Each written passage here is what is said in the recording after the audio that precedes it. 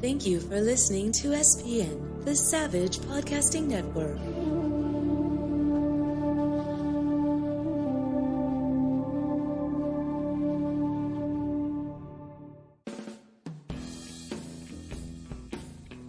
You're listening to the Stephen Savage Show on the Savage Podcasting Network. And now here's your host, film and television director, Stephen Savage. How you doing, everybody? Savage here with you again, podcasting from beautiful Idlewild, California, just a couple hours east of Los Angeles, but a world away at over 5,000 feet high atop beautiful Mount San Jacinto, overlooking the amazing Coachella Valley. Today's podcast is sponsored by the all-new Paramount Network, the company I'm currently under contract with, home of the hit series Yellowstone, starring Kevin Costner. If you don't have the Paramount Network, please contact your local cable or dish provider and demand that they hook you up. Also sponsored by my pals at IM3 Global, a marketing, media, and management firm handling the various needs of entertainment entrepreneurs and artists worldwide. Before I introduce my special guest for tonight, I want to take a moment once again to thank you all for your continued support of the podcast and the Savage Podcasting Network. Listenership just keeps growing week by week on iTunes, Spotify, Podbean.com, and the Savage Podcasting Network YouTube channel. And I want you all to know how much I appreciate your listening in. And once again, I keep going through this because I'm getting a lot of letters, people asking me about the reporting of guests coming up over the past few weeks, future guests that I've got lined up for the show. And it finally appears that some of the schedules are lining up for us. So I'm happy to report that Emmy winner and multiple recipient of the NAACP Image Awards, Mr. Christophe St. John, will finally be here on the podcast in a couple weeks. And my good friend Oscar and Golden Globe nominated actress Ann Archer will be my guest right after Thanksgiving. As some of you know, Ann heads up the grand jury of my film festival that I founded 10 years ago here in Idlewild, the Idlewild International Festival of Cinema.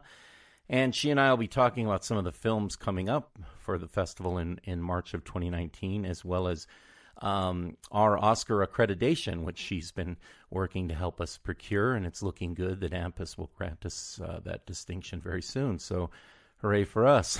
We'll also be speaking with Anne about her role in my upcoming feature film project, Ulysses Coyote, which we will be shooting in the U.S. and the U.K. this coming spring. So keep an ear out for those upcoming interviews and more here on the podcast.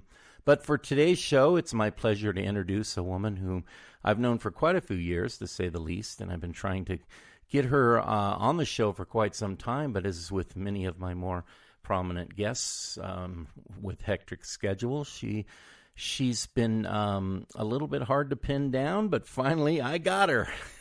She's a prolific songwriter whose career and body of work has been, well, nothing short of phenomenal. She's I'm going to go through the list here that I've got. She's written for and had her music covered by the likes of Johnny Mathis, Dionne Warwick, B.B. King, Conway Twitty, Helen Reddy, and even the legendary Frank Sinatra, to name but a few of the iconic artists who my guest is linked to musically. And now it's my great honor to have her with me tonight on the show, calling in from her home in the greater Palm Springs area, Ms. Candy Parton. Candy, how are you, my friend?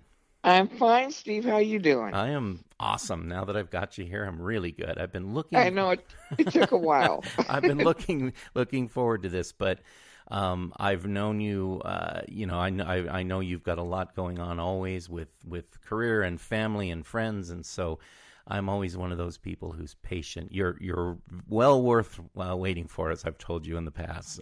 Well, thank you. The hour's not over yet. I don't want to date either one of us. Suffice it to say, I've known you for a very long time, and you were one of the earliest supporters of my own career through music and my time at A&M Records, through my film career, which you've told me you keep an eye on from time to time. And I have to tell you, you've really been a big inspiration in both entertainment and in my life. And I'm very proud to call you my friend, Candy. Thanks.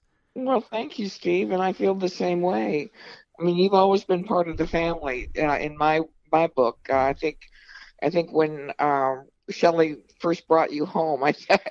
As her boyfriend, I think that's when we fell in love with you. Oh, your sister Shelley. Yeah, she's Yeah, one of my very first girlfriends and one of my fondest memories. yeah. Well, we always consider you part of the family, Oh, so that's great. there. Great. Well, I love that.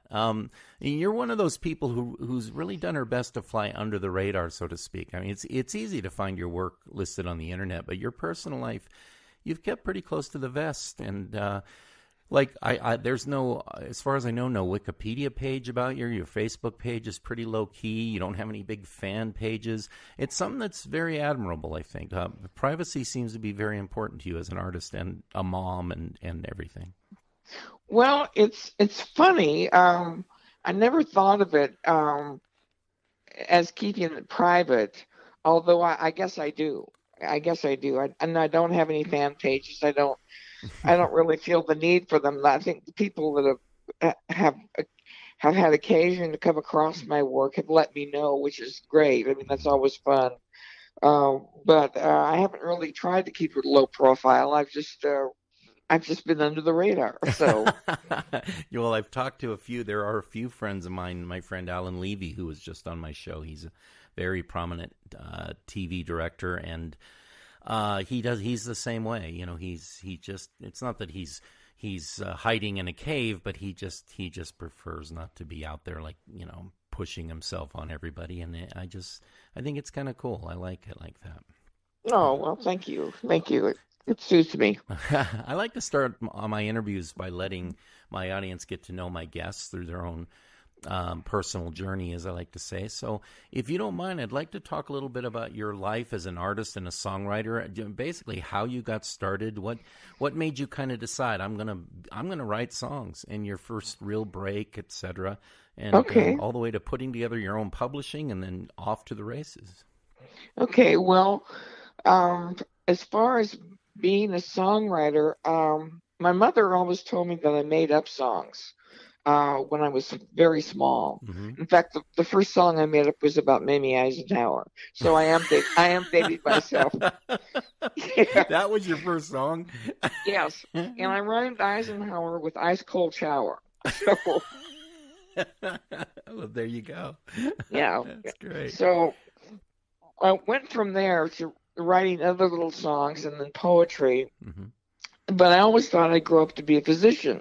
That's what I always wanted to be. Mm-hmm. And at some point, I realized I just didn't have the stamina to go to medical school. Mm-hmm. And in the meantime, I picked up guitar when I was about 13 and started taking lessons. And I never became a guitar player, but I was able to pick out enough melody to go along with my lyrics so I could present them to early on to publishers. And the earliest, also in the interim, there was also the American Song Festival really gave me a boost. Mm-hmm. I entered it for 3 years in a row with nothing, not even an honorable mention. Mm-hmm. And in the fourth year, I entered some of the same songs and won top country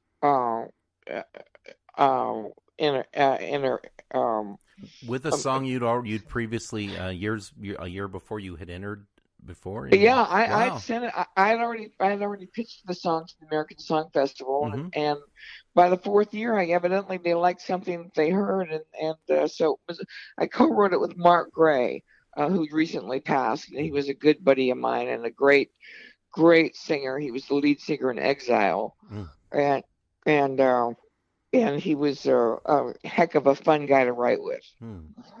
So we wrote a song called "Somewhere There's a Fire Burning," and it struck a chord, so we got a lot of attention from that. And then off and on through the years, I've always made money. After that first third year, I always made money in the American Song Festival. So I thought, well, this will work. This might work.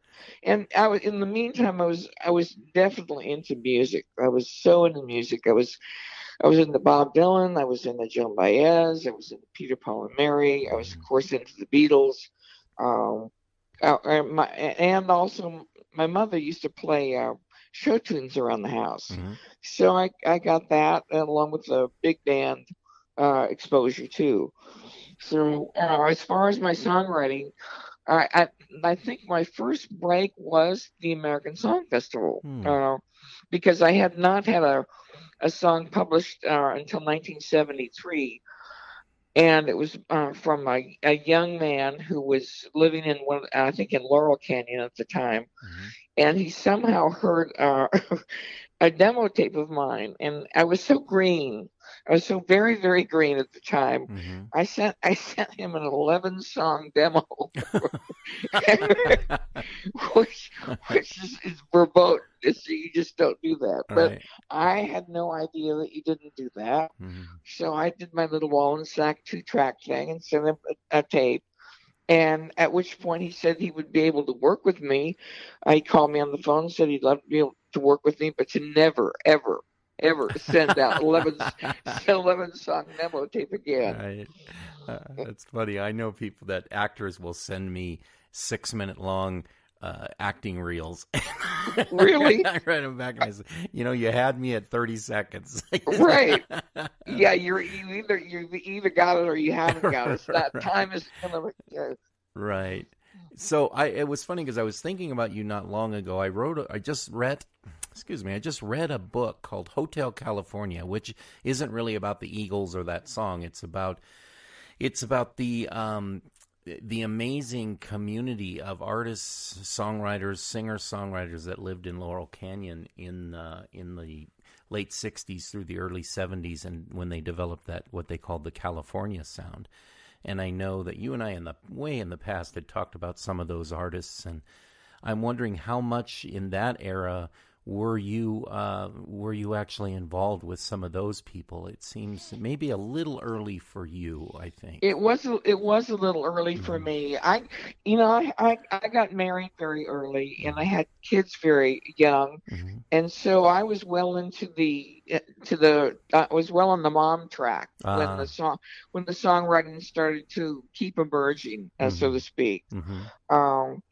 Yeah, I don't remember them. I only I came later to the canyons. Yeah, I that's another amazing story. We could go on about that, but how people like you, I admire so much, who are able to juggle family and their musical career or their acting career, and wow. It's not easy just being on your own, being responsible for your own career, let alone with the responsibility of a family. So that's pretty. Well, it was. My kids got used to seeing me go into kind of a trance and then running for my book to write in. I trained them early to just leave me alone until they got it written down. And your daughter Laurel, she's pretty much into the music now too, correct? Yes, she has. She had a band for 12 years called Trauma Team. And she was the lead singer, and she played guitar, rhythm guitar. And I only got to see her once, unfortunately, and that was in Nashville at a club that I mean, it was jammed. We were out on the sidewalk to listen to her. But she's got quite an energetic style. Well, let's talk about something that's really kind of one of the things I've always been in awe of your songwriting ability is your versatility. You jump, seems like seamlessly from one style to the other. I've heard you go from sort of a pop style to a American crooner type of style songwriting to country, rock and roll stuff, bringing songs to various recording artists, crossing genres, etc. In order to have that versatility, you must have had some influencers or favorite songwriters who stuck out in your mind. Who influenced you early on? Well, because I was so involved in the folk scene early, I listened to a lot of Dylan, a lot of Bob Dylan, and through Peter, Paul, and Mary. I mean, obviously a lot of wonderful songs came to them, with Pete Seeger and. And they covered a lot of Dylan songs too. And so that was pretty much that, along with Joan Baez and Judy Collins and the Beatles. They influenced me quite a bit. Yeah, I would say Dylan's work influenced me heavily. because it does seem like, and I don't know, maybe it has something to do with the partners, the songwriting partners as well that you've hooked up with over the years, that maybe you're just one of those people that's been able to go from one partner who's writing in one genre to another and just be able to keep up with them and fall into it. So that's also kind of a gift. Well, I guess it's a gift. I never thought about it, but I do like the fact that I'm able to work in different genres. It satisfies my need for variety. And two things if I've learned two things about myself, I have a high need for play and a high need for variety. So songwriting fulfills both of those if you're doing them right. Right, exactly.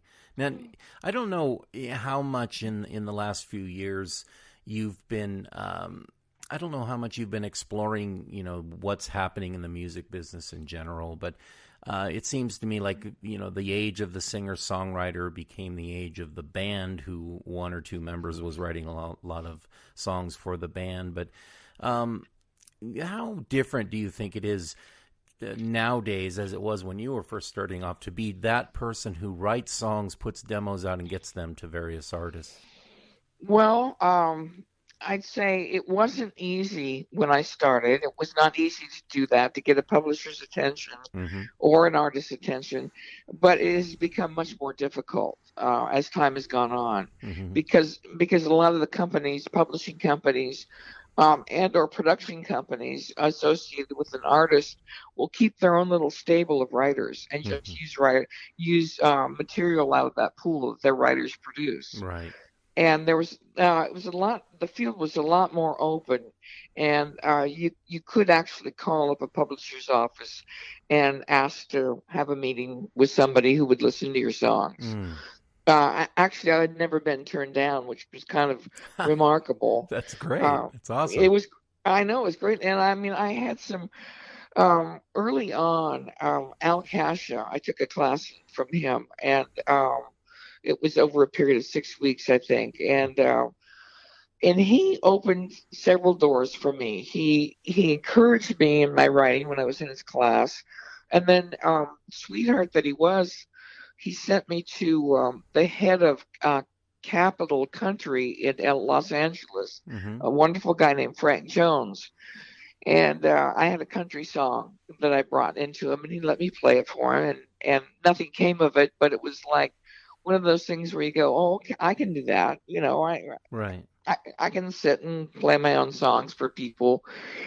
Down the line, that turned out that I did not do that, because there were very early on, there were much better singers than I that could do that.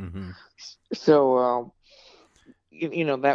that's how that turned out. Yeah, that's another strength that people don't realize is a strength, and in filmmaking it definitely is. But Robin Williams once said, "Decide what you are and be that." And I know what my strengths are, and it sounds like that's been something you've always known, and you kind of pursued your strengths rather than, a lot of people, I want to be a singer no matter what, instead of going, maybe I don't have those chops, maybe my chops is here, writing this stuff. Right. That was, I would have loved to have been a singer. I'd love to sing. In fact, one of my favorite quotations in the world is, God respects me when I work, but he loves me when I sing. That's great. And I used to hang in the where we hung our choir robes when I was a member of a church that I sang in the choir, and I love that. What was your original question? No, it was actually just an observation that it seems to me you're one of those persons who really knows what your strengths are, and you concentrate on those and focus, and that's another gift, Yeah, that was, I did learn early enough that it was like, I can do that, but not as well as I would like to have somebody else do it. Right. Yeah. And so I wasn't conflicted about being a singer or a songwriter. I was a songwriter who had to sing on occasion. Right. How much in the past? How much freedom when an artist decides to take on one of your songs? How much freedom would that artists have with your tunes when it came to interpreting a song? How much interaction did you have with, like, I was just my friend Eric Bork, who was one of the writers of Band of Brothers for HBO, and they were working with the guy who wrote the book Band of Brothers. I asked him how much was that guy around, to watching you interpret him, and he said he wasn't. He was never there. So I was Stephen Ambrose, and so how much interaction did you have with the artists who were recording your songs? Well, as far as their interpretation, not really much. You just kind of have to sit back and let what's going to evolve. Mm-hmm. I mean, their producer will have a say in how the song is sung. Mm-hmm. The artist will have a say in how they do it. If you produce a demo that is pretty straightforward and has some interesting extra licks in it, mm-hmm. They may go ahead and keep that in the arrangement, or they may decide to entirely change it. Mm-hmm. Over the years, I've been pretty lucky because I've gotten some wonderful covers of songs of mine that I really thought I couldn't hear anybody doing it any better. Mm. And one of those is with when Helen Reddy cut a song of mine called "A Winter in Your Eyes," and I thought the guy I wrote it with, Randy Goodrum, who wrote "Bluer Than Blue" and "You Needed Me," said he had been trying to pitch that song to Anne Murray for 3 years, mm-hmm. and Randy wrote the music. Mm-hmm. And he said at one point, he says she wouldn't take it if I stapled $1 to it. So, anyways, it was an odd story, but up in Columbia Records back before it was Sony, mm-hmm. in Los Angeles. All the producers used to have offices on the same floor, mm-hmm. and their offices would generally be open and the music playing. And Johnny Mathis's producer had liked some of my songs very early on, and so I had an open door there. And Mathis's producer Jack Gold was playing "A Winter in Your Eyes," and Helen Reddy's producer was going down the hall, and he happened to hear the song, and so he pops his head in and he says, "Are you doing that song with Johnny?" And Jack says, "Well, no, it's not exactly right for Johnny, but he says, okay, then I'd like it for Helen Reddy." So that's how that happened. That's awesome. That's such a good story. Those stories like that are amazing. That just, if he'd have gone to the restroom and not made it down the hall during the course of the song, that is funny. Exactly. And the two of them made a record that I in my own mind, I can't think of anybody who would do it any better. Mm. Have you ever gotten jaded in when it comes to hearing one of your songs on the radio? Is that always been a thrill? It's always a thrill. Yeah. It's always a thrill. It's just one of the perks you get from doing the work. Right. And it's 85% work, and the rest is some of those bonuses you get, like hearing it on the radio and mm-hmm. or having somebody say, "Gee, I really like that. You did a nice job on that song." Right. But and if you're in the studio and able to influence an artist, which I really never tried to do because I never was in that position except for one time. And I was in a Johnny Mathis had done several of my songs over the course of about 2.5 years. Mm-hmm. And so I'd known him a while. And he had invited me to dinner at his house, and we'd hung out, and we'd gone to the races together, et cetera, et cetera. So anyway, one day I get this weird idea that I got an assignment when I was at Almo Irving Publishing Company, which is A&M. Mm-hmm. They had a song, a movie theme by Philippe Sard, the French composer, mm-hmm. and they wanted an English lyric. And so I wrote an English lyric to it, and they liked that. Then they wanted to hear a demo. They wanted to hear a demo. Mm-hmm. And I got the idea that Johnny Mathis's voice would sound just great, just great on my demo. Oh God, I thought, that is when great. I look back now, I went, "What were you thinking? What were you smoking? What were you doing?" They say that bumblebees aren't supposed to fly; they're not aerodynamically set up for it. But somebody forgot to tell the bumblebees you can't do those things. Exactly. It's like, here I am. I mean, poor John we had to get a special authorization from his attorney that the demo wouldn't be used for anything other than a demo, Right. which cost John probably $500. And so the day of the demo, I'm in one of the studios on the A&M lot, and we're waiting for Johnny to arrive, and people start coming over from the publishing company just to sort of see how bad spectacle this is going to be when he doesn't show.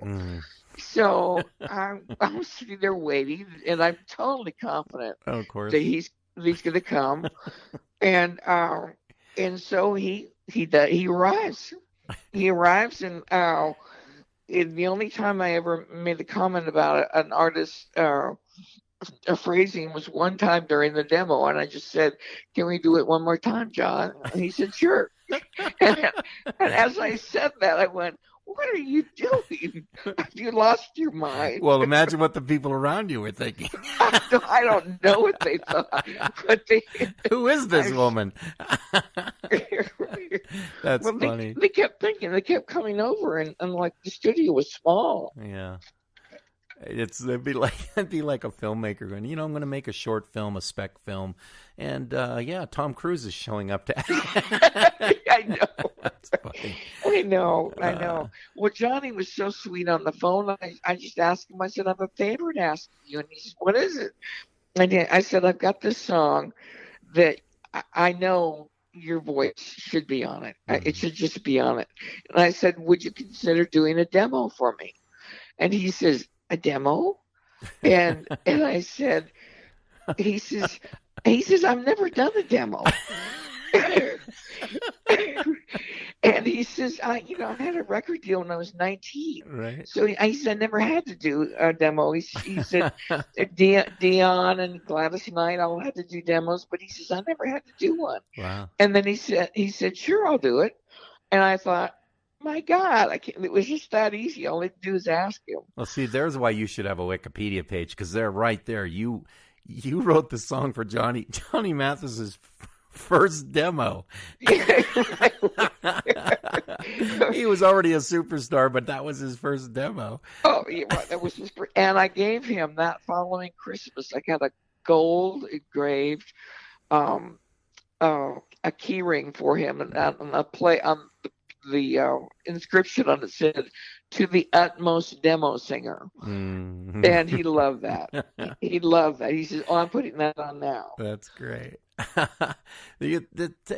I know you've got so many stories. Tell us just a few like that, just some of the highlights that come to mind, some of the people that you've enjoyed working with or hearing cover your songs. My listeners love to hear stuff just like that, just the good stuff. That so many interview shows and podcasts are all about the bad things that happen to people, and I like hearing the great stuff. Tell us some of the highlights.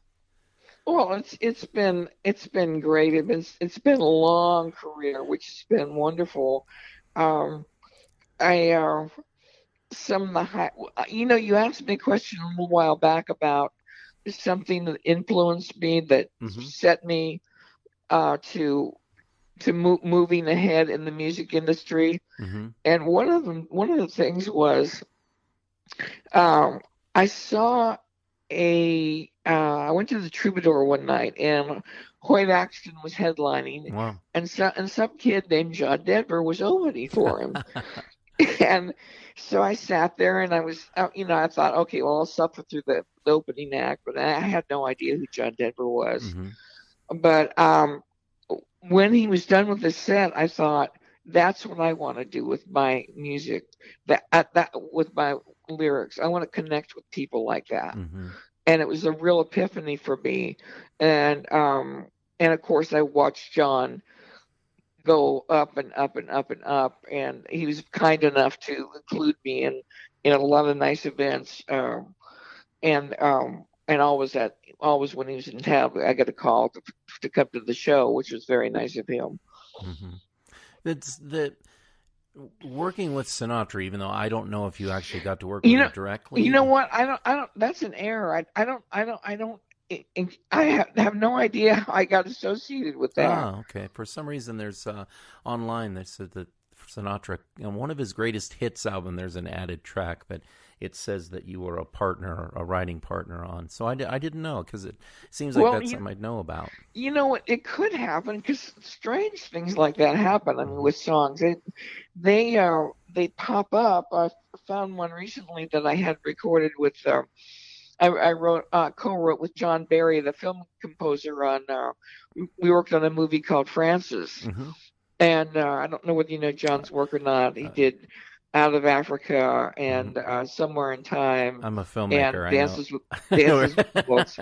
Right. Right. So anyway, John and I wrote the song for the movie Francis, and it just wasn't right for the end credits. You know, it just I knew it, John knew it. Mm-hmm. And so it was shelved. Well, I looked in YouTube the other day, and lo and behold, here's the song recorded by Sarah Brightman.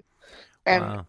and I had no idea how she even got a hold of the thing, because as far as I knew, when John went back to New York after we wrote here, he did the demo and then nothing else happened to it. So I still have no idea how she found it. But well, thank God for YouTube. You better look into the Sinatra thing, because you never know. That's right. funny. You should check that out. I should check it out. I mean, really stranger things have happened. I mean, yeah, I actually saw the song credit, the song list on the that's listed on the CD version of the song of Sinatra's, one of his greatest hits album that came out in the later, I think in the 90s, maybe early 90s. I can't remember. You should check it out, because you are listed as a writer on one of those songs. Okay. Oh, well, I got all this time. That's phenomenal that I'm talking to somebody who may have a song on a Sinatra, and you're going, never knew about it. No, I mean, that's Tom Scott and I used to write it a lot together. We wrote for a television series and for movies. Mm-hmm. And he was one of my favorite writers to write with for that kind of thing, because we both sort of vibed on the same level. Mm-hmm. And he got my humor and I got his humor. And when I first came up to visit him and see if we were going to be able to work together, if we were going to like each other, I came up with, under my arm, I had all like my credits, all my albums that I had credits on. And so he looked at them. He took them from me under my arm. He says, you can either do the job or you can't do the job. He says, I don't care what you've done. It's what you can do. Right. So he and I went on to do some good work that I really liked. Yeah. And I know that you were asking one time about favorite genres, and I really like working within the confines of a script or of a script. It gives me the parameters, and then you're free to work within that instead of having to come up with a whole new idea for a song. Yeah, I was gonna ask you about writing specifically for film. I know you've done a lot of that in the past, and I think as a songwriter that must be another challenge that comes your way, and it's probably a lot of fun. It is a lot of fun, and it's really a lot of fun when you are writing with somebody who looks at it the same way. Mm-hmm. And who also have the same commercial sensibilities, because you can get hooked up in some strange writing relations, as you probably know as an artist yourself, that it's just not working, and for whatever reason the chemistry is not there. Right. But with the ones that it is, it's so obvious. It's like, oh, of course, So that's the way Tom and I were. We became good friends and good collaborators. I've something I was thinking about asking you. I don't know if it was on our original, when we'd originally talked about the podcast and you're coming on, but so many award shows tonight, nowadays, the Grammys, the Billboard Awards, and now all the MTV stuff. And your thoughts on those events as a songwriter? They've changed over the years, and I'm just wondering, when, like the Grammys, it just seems to me that a lot of people are just getting Grammys because they sell so much, and but there's something about the Grammys that seems to hold tight the organization itself onto its past, and they have a lot of categories that you wouldn't even think about, best Hungarian opera or right. It's funny, but Right. what do you think about those awards? Well, I think it's nice for people to be recognized for their work. My personal opinion is that not always the work that is recognized is the best work. And that's just something that, maybe you unfortunately have one of your songs that you don't care for so much be very popular, which has happened to some people, and it comes back to haunt them. Yeah. It's interesting, even in it's like film is the same way. I remember Jethro Tull winning for Best Metal Artist, and Ian Anderson, the lead singer, he said in an interview, "What the hell was that? Why were we?" And Judi Dench, it's funny because she won Best Supporting Actress for Shakespeare in Love. She was on screen all of 3 minutes. And she said, the shame is, I mean, I'm happy for the award, but there were so many great women up for it that year. The shame is, I did another movie that same year that wasn't even mentioned, and was really proud of that work. And it's like Whoopi Goldberg. She won Best Supporting Actress for Ghost, and it was just slapstick farce that she did in that movie. Whereas that same year, she came out with The Long Walk Home with Sissy Spacek, where she played. It was about the bus boycotts, and You're right. And Whoopi was so amazing in that movie, and that movie just got passed over, and her performance wasn't even mentioned. But yeah, I find it very funny, the awards. I think they definitely are influenced by sales. I mean, I really do. I don't. When I moved to Nashville in 1988, I had gotten to the point where I used to pick up Billboard, or I had a subscription at that point, probably, where I would look at the charts and I would go, I have no idea what's going on in the pop charts. I saw hip hop, and I saw rap groups, and that's about all I was seeing on the pop charts. And I thought, well, I can't be competitive in this area.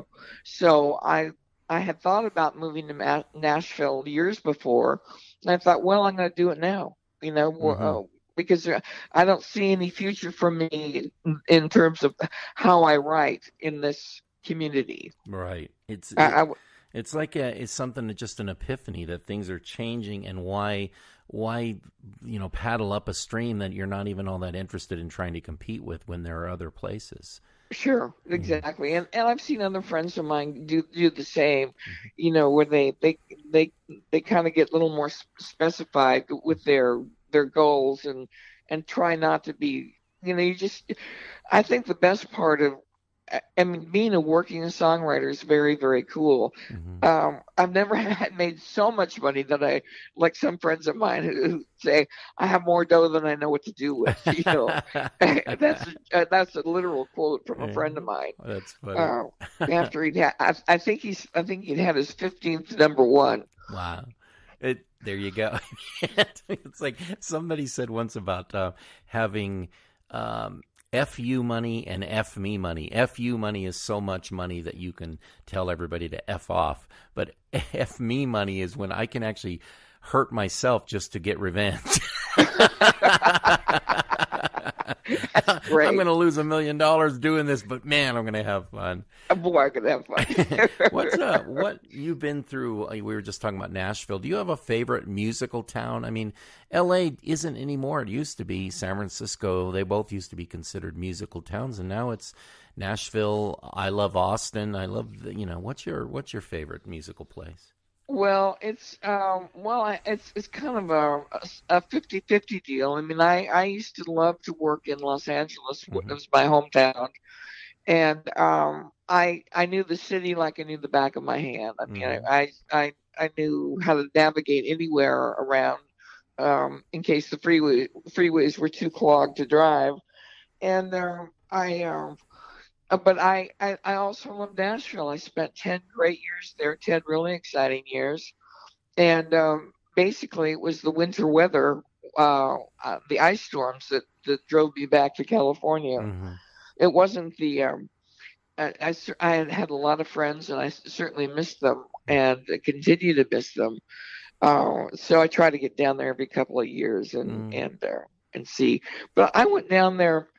Um, I had I had written with Becky Hobbs, who's I've had the most success with as a collaborator. We had a number one with Conway Twitty called "I Want to Know You Before We Make Love." Hmm.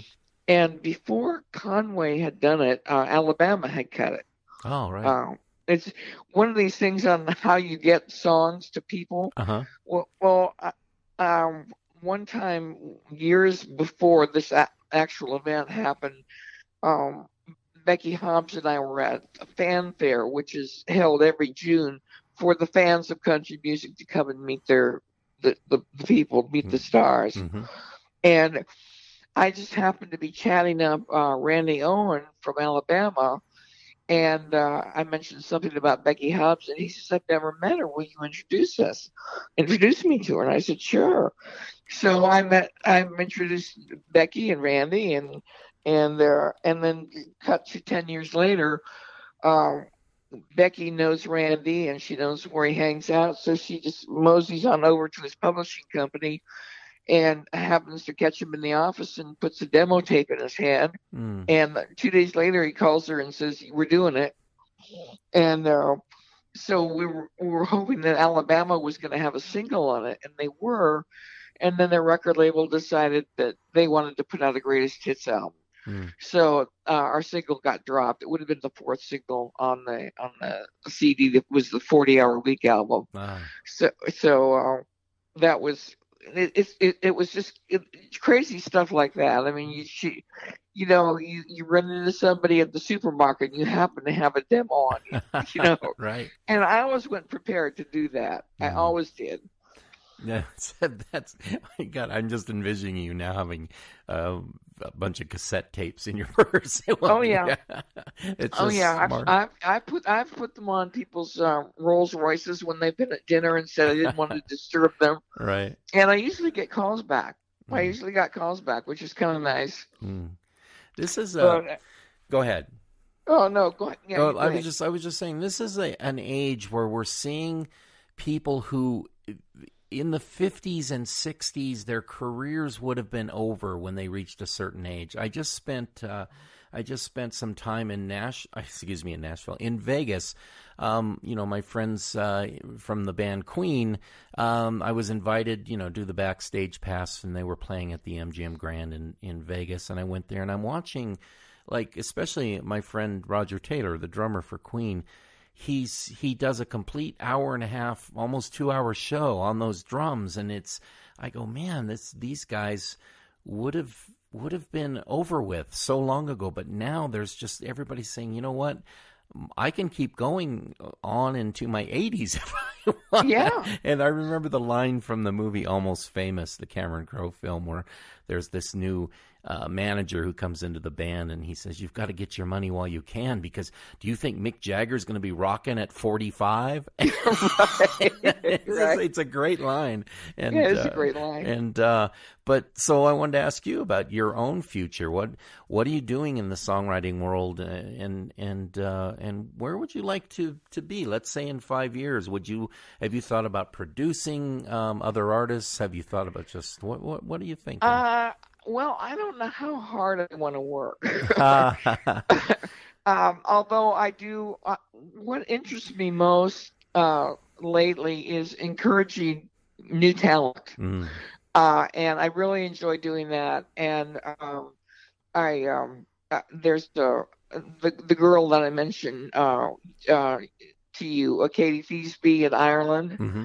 She's reviving her career. I love at this her. point. She's great. Thank you. Isn't she great? Thank you for turning me on to her. She's amazing. You're welcome. There's also a guy that she sings with. His name is Jer O'Donnell, Mm-hmm. and he's pretty awesome too. Mm-hmm. I definitely look for both of them to do something. Yeah, she's phenomenal. But I think that's great. I mean, I think that giving back is such a great thing. But that's just you. I mean, I've always known you to be that way. You just always look for potential in people, and you're willing to give them a hand up. And I think that's pretty nice. Well, it's like I will first, last, and always be a fan. Mm-hmm. I love other people's work. I love hearing good work. I mean, I'm thrilled when something happens to somebody that's really nice, and that's that you could go, yeah, I'm 100% behind that song, and you're really happy for them. So, it's just part of my personality. It's one of the things I do like about myself. Mm. Well, that's one of the things I like about you too, of the many. Thank you. You're so sweet, Steve. We're about out of time for this episode, and this was amazing to me, and I just looked up to see how much time had gone by, and it seems like we just got on the phone a minute ago. That's great. Oh, yeah. I want to thank my guest, Candy Parton, for calling in today. It's been so much fun, and I'm really grateful that you took the time. Thanks so much. You're welcome. And just a reminder, you can find this show on iTunes and Spotify and Podbean.com, and of course on the Savage Podcasting Network YouTube channel. So for Candy Parton and for myself, thanks for listening, and we'll see you next time. Thanks again, Candy.